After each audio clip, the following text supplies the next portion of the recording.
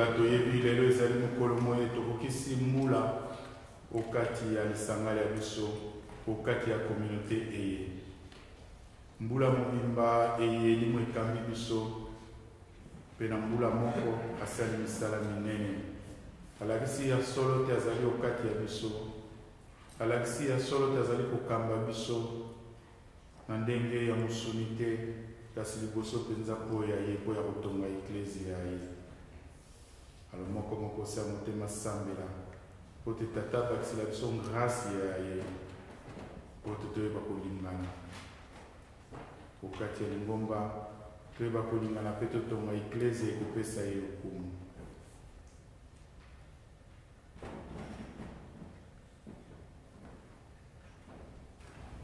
tosambela nzambe yo tabolamu obatela eklezia yo ntango inso obatela mpe lingomba na biso ntango inso sekwa ya kristo ezwela biso bolimbisi mpe efungolela biso nzela ya bomoi bwa seko mpo te tolingana bo bandeko tokosenge yo osala te tosekwa na nkembo lokola ye tokobondela bongo mpo ya kristo na mei mokonzi ya biso obileko biso seko. Amen. Est-ce que tu as communiqué bien avec ça? Non? Personne n'a un mot? Alors, préparez ça dans la salle. Ok? Alors, et là, on a le bagaka, on a la salle, on a le vélo. La salle, on a quelque chose pour nous. Le organisateur. Et là, on a le bar, le coin de l'ensemble tout à l'heure.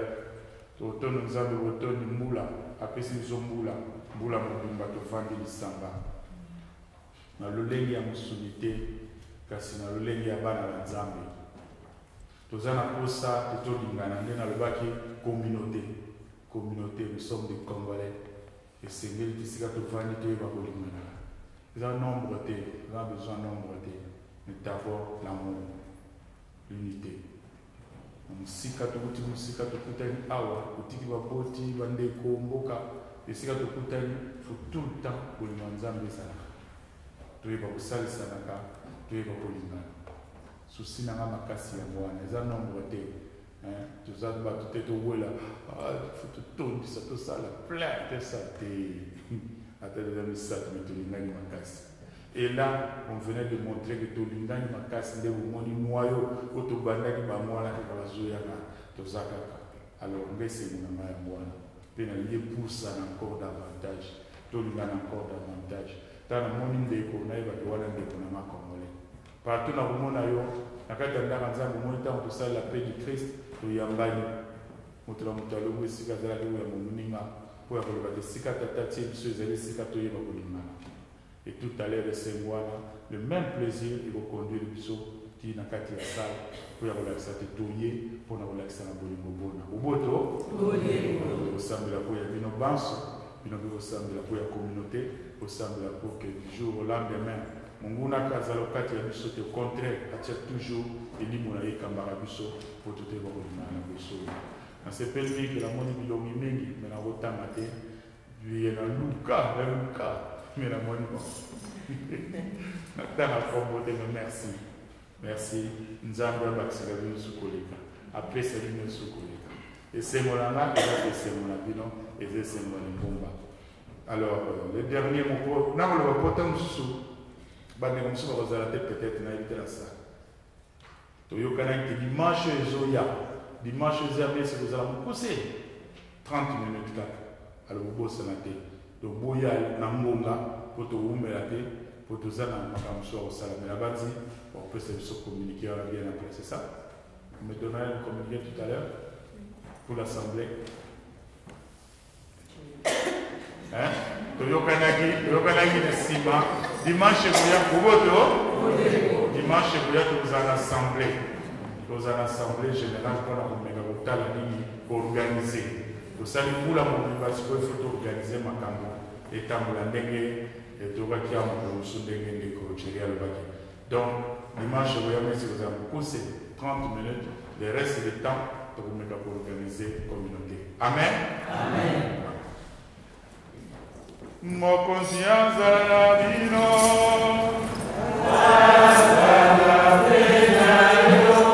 Abewa bokasi boso abimisa bino.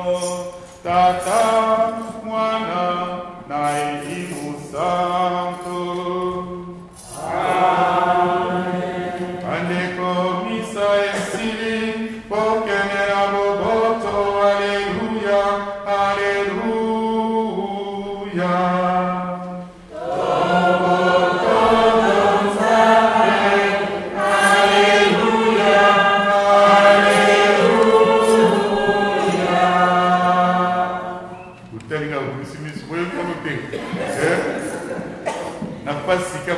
Toujours alléluia à la fin. Si tu reviens à la Mokonzi, les bancs sont aussi magnifiques.